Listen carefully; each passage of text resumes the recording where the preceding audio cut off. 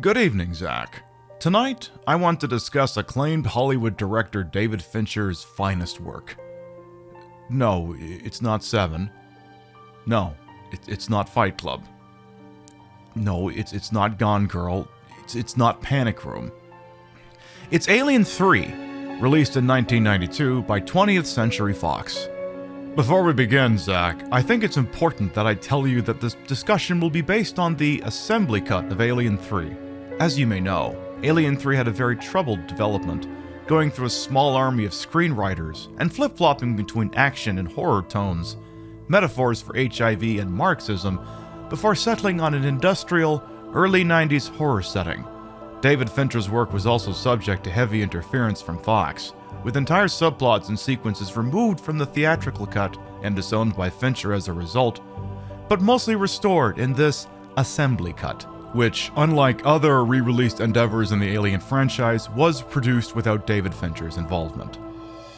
The film opens with the USS Sulaco of the previous film flying through space, with the occupants in stasis. An alien egg is shown open aboard the ship, and quick cuts suggest it is targeting the child, known as Newt, from the previous film. As a result of the alien's actions, an electrical fire breaks out, and the life pod of the Sulaco is jettisoned, crash landing on Fiorina Fury 161. We will come to know this planet as a Weyland-Yutani maximum security penal work facility for violent male criminals who suffer from XYY syndrome, a genetic condition in which an individual assigned male at birth has an extra Y chromosome, which according to the film, leaves the men predisposed to violence, but in actuality may result in taller height, acne, and possible learning disorders. According to Wikipedia, the condition occurs in one of about 1,000 male births, and many with the condition will be unaware that they have it.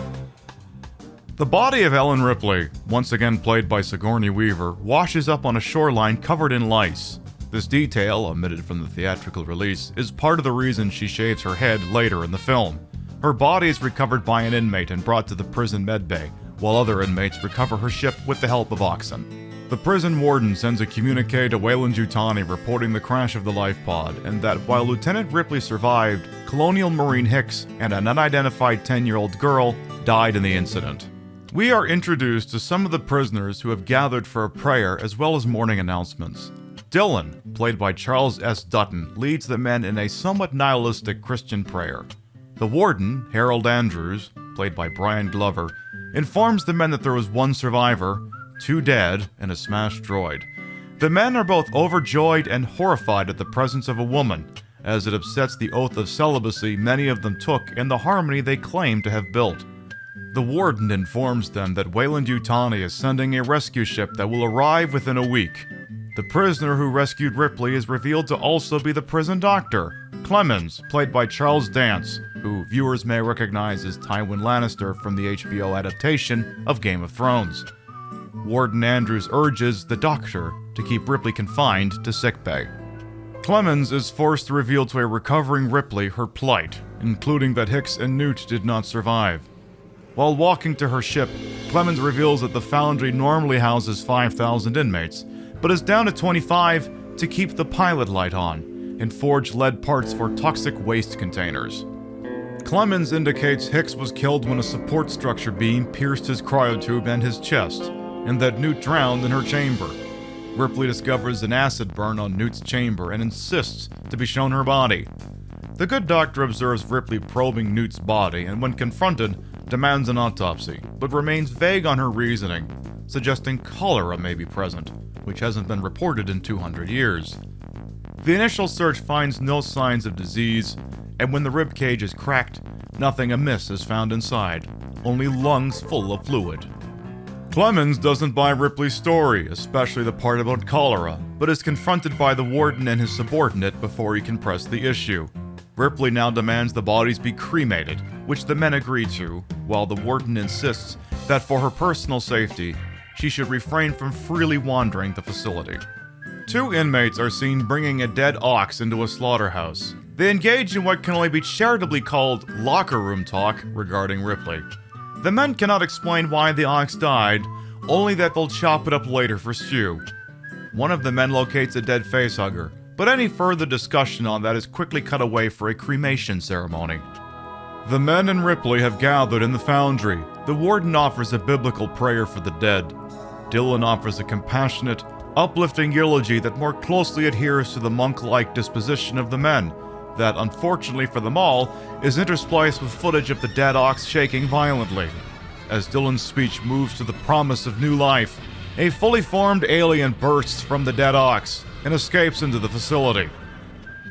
Tensions rise within the prison as it becomes clear Ripley will not remain confined to the medbay, representing a temptation to the men who operate the facility and their mission to wait for God's salvation. Dylan is also forced to address some disharmony, as some of the prisoners refuse to work with inmate Walter Golick, played by Paul McGann, an incarcerated mass murderer whose odor and temperament are apparently outside their tolerance levels. Dylan insists they knock off the shit and do their jobs. Clemens expands on the theology of the inmates who found God 5 years prior, describing it as some sort of apocalyptic, millenarian, Christian fundamentalist, and that when the company tried to close the facility down, the converts begged the company to be allowed to stay, and so they remain with 2 minders and a medical officer. Clemens dodges questions as to how he pulled that assignment, and Ripley dodges questions about why he had to do an autopsy on the girl. The sexual tension between the two is very palpable, which will come later to fruition. One of the inmates who had to be talked to earlier by Dylan is working in a ventilation shaft when he thinks he hears one of the prison dogs.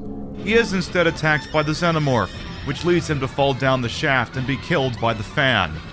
The resulting investigation, conducted by the warden, Clemens, and the warden's assistant Francis Aaron, played by Ralph Brown, has no reason to suspect foul play.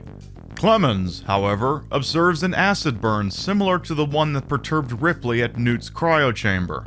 Ripley continues to be evasive, but learns where Bishop is located so she can reactivate him. The prisoners mourn one of their own and vow to light candles in his memory, with Golick in tow. Clemens is interrogated by the warden, who demands he discover why Weyland-Yutani has such interest in her. Ripley locates Bishop's remains, but before she can return to the pod to activate him, she is attacked by several inmates who attempt to rape her.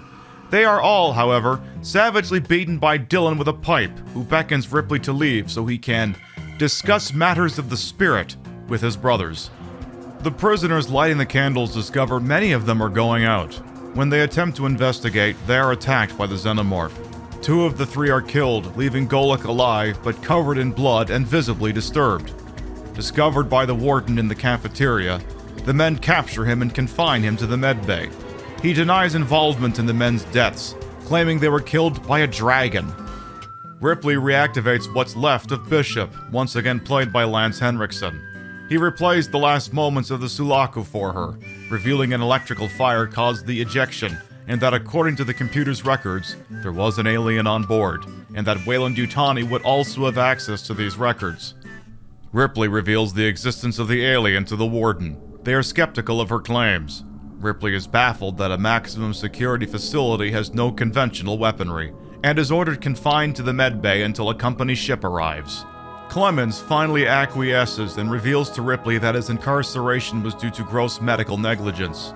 With his character arc finally complete, the alien arrives and kills Clemens.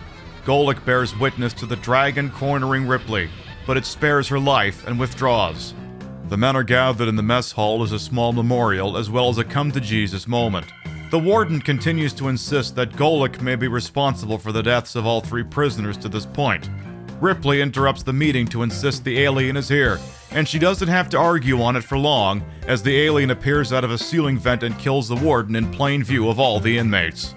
Assistant Aaron attempts to take charge of the situation, but the men, who have been calling him 85 because of his alleged IQ score, do not respect him. Dylan tries to foist command on Ripley, but the men insist he take charge. Ripley's list of suggestions that would have worked in Alien or Aliens are not viable due to a lack of working technology or weapons.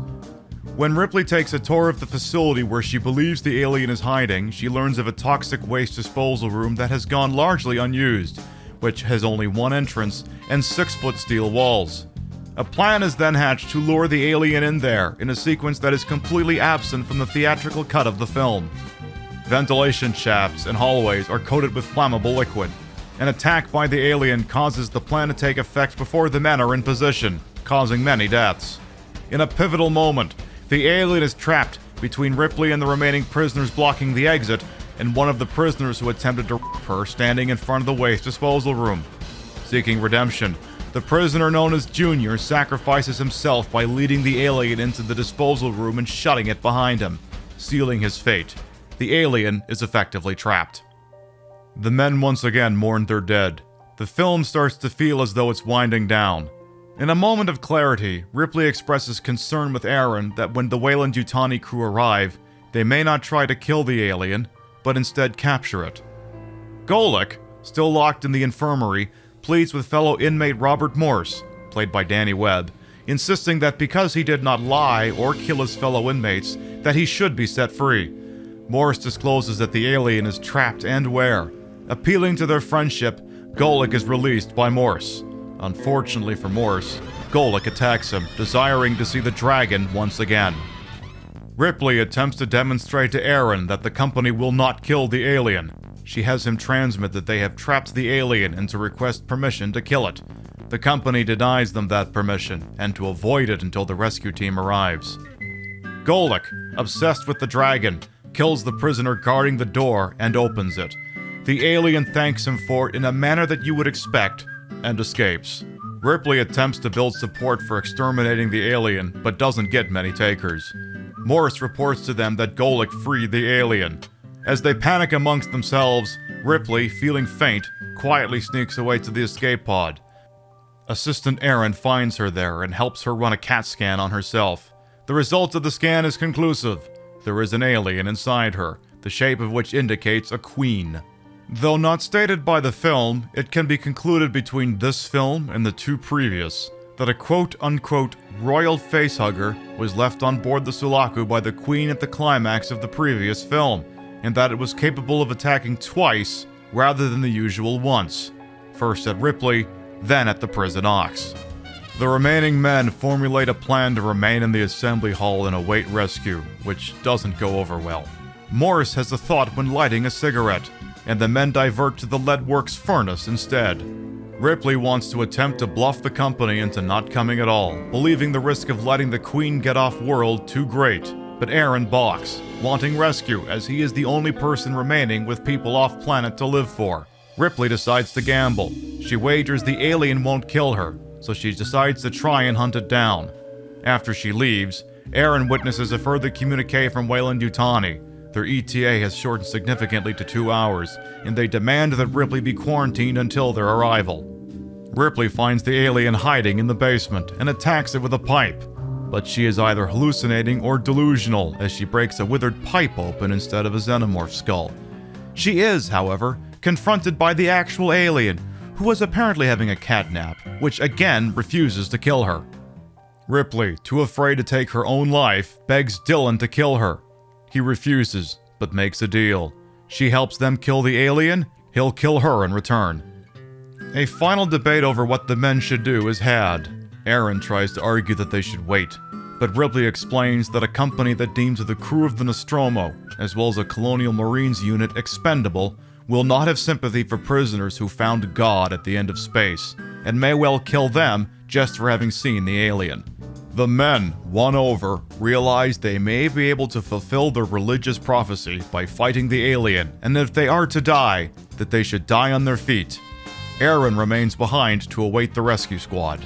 The ensuing cat-and-mouse game to guide the alien to the leadworks remains a confusing mess for the viewer, whether the theatrical or assembly cut, but allows many of the remaining prisoners moments of catharsis before they are each picked off by the alien. During the later stages of the pursuit, the Weyland-Yutani team arrives. The trap is finally set, with only Ripley, Dylan, and Morse remaining. Morse takes up a position to drop the molten lead. Ripley escapes the trap, but Dylan intentionally remains behind to keep the alien in place, and has perhaps the most heroic death of the franchise, insisting that the lead be poured on top of him and the alien. Morse complies, and once the alien has killed Dylan, the molten lead is dumped onto the alien. Their jubilation is short-lived as the alien shoots back into the air, still alive and coated in lead. Morse realizes the sprinkler system may prove effective and yells at Ripley to activate it. The hot alien covered in cold water causes thermal shock, and the alien explodes, finally defeated.